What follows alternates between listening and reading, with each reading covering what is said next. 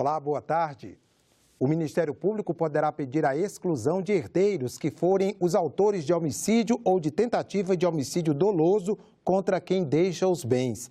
É o que prevê proposta aprovada nesta manhã pela Comissão de Constituição e Justiça.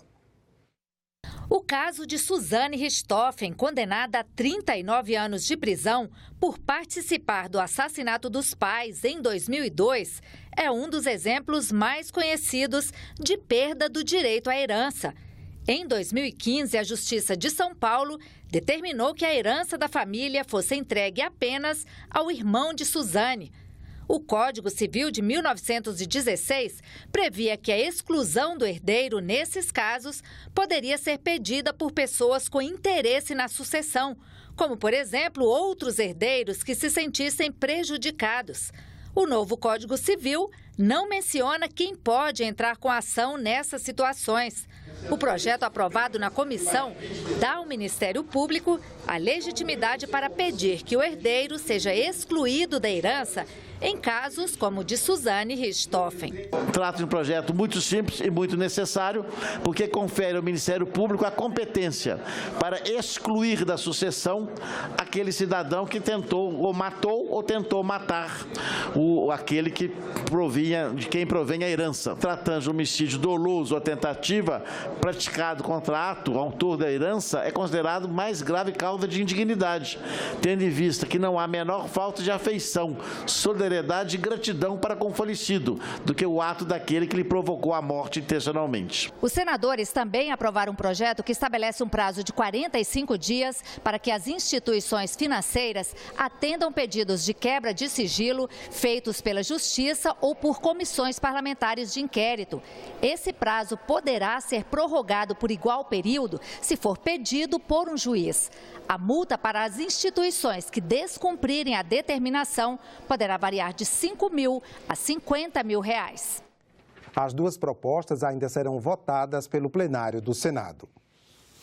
Novas regras para a criação de empresas de segurança privada foram aprovadas hoje na Comissão de Assuntos Sociais. E para crianças, que comemoram o dia delas em 12 de outubro, e também para adolescentes, os senadores da comissão reservaram uma surpresa. Alteraram o estatuto no capítulo de adoções para agilizar o processo, aproximando pretendentes daqueles que aguardam em abrigos um lar definitivo. Crescer em abrigos, longe dos pais naturais e à espera da nova família. O Cadastro Nacional de Crianças Acolhidas registra 47 mil crianças e adolescentes nessa situação, mas apenas 20% estão inscritas no Cadastro Nacional de Adoção e cerca de 5 mil menores estão aptos a serem adotados. A burocracia e a lentidão do processo judicial são algumas das causas para travar o cadastro de pretendentes, hoje com 41 mil interessados. O projeto aprovado estabelece o prazo de até 10 dias para que os pais biológicos desistam da adoção a partir da ação judicial. Reduz de 30 para 15 dias o prazo para que o Ministério Público proponha ação de retirada da criança da tutela dos pais ou responsáveis nos casos de violência física ou psicológica. Diminui de 2 para 1 ano e meio a permanência máxima em abrigos. Limita a 120 dias o prazo para a Justiça finalizar o processo de adoção e proferir a sentença. Hoje, não há prazo definido.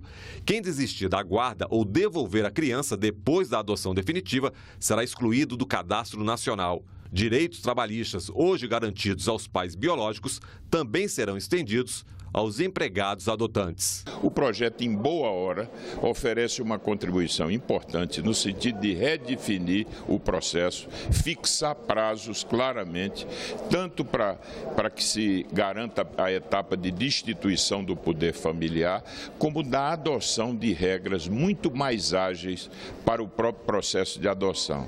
Os senadores também aprovaram o Estatuto da Segurança Privada, um conjunto de regras para a criação de empresas que vão fazer vigilância armada em bancos e eventos particulares, além de transporte de dinheiro. A polêmica ficou por conta da proibição de bancos criarem suas próprias empresas para prestarem um serviço, concorrendo no mercado de segurança privada.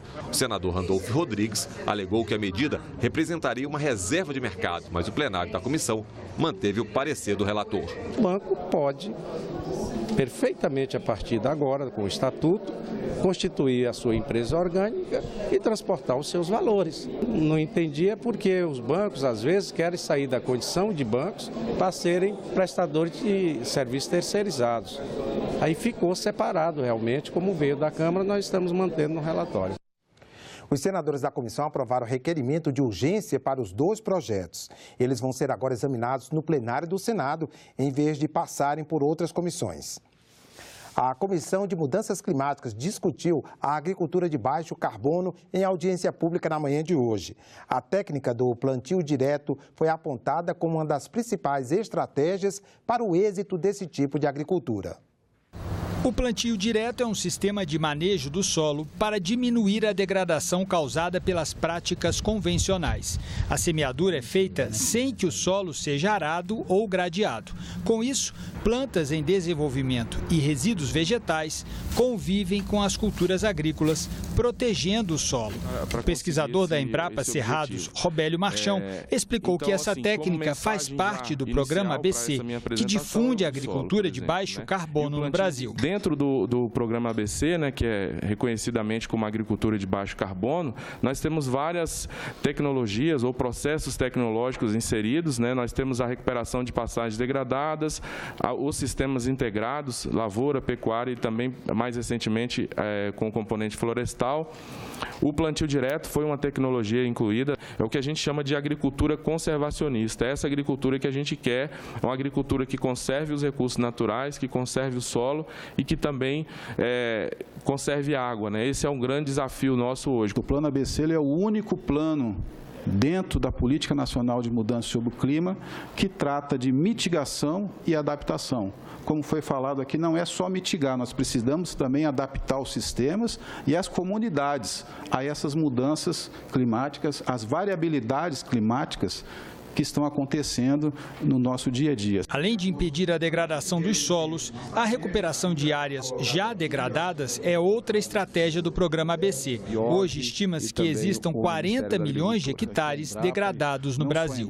15 bilhões de reais já foram investidos na recuperação. A pergunta que a gente fica é, ótimo, a gente investiu cerca de 15 bilhões de reais, mas e quanto que a gente conseguiu mitigar disso? Todos os países do mundo estão com a dificuldade imensa de fazer esse monitoramento. Não é algo fácil, mas a gente vem trabalhando com a Embrapa Jaguariúna, né? Já estamos com tudo pronto para fazermos aí o primeiro levantamento e mostrar para a sociedade que nós estamos já atingindo as metas. Discutir a ABC, a agricultura de baixo carbono, é fundamental. Técnicas de plantio, melhoramentos que a gente pode ter, uma maior harmonia entre o produtor e a própria natureza, que permite que haja um maior equilíbrio nas propriedades e, com isso, menos gastos.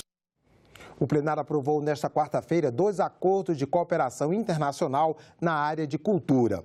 Um entre o Brasil e o Catar, assinado em Doha em 2010. E o outro entre o Brasil e a República de São Vicente e Granadinas, assinado em Brasília, também em 2010.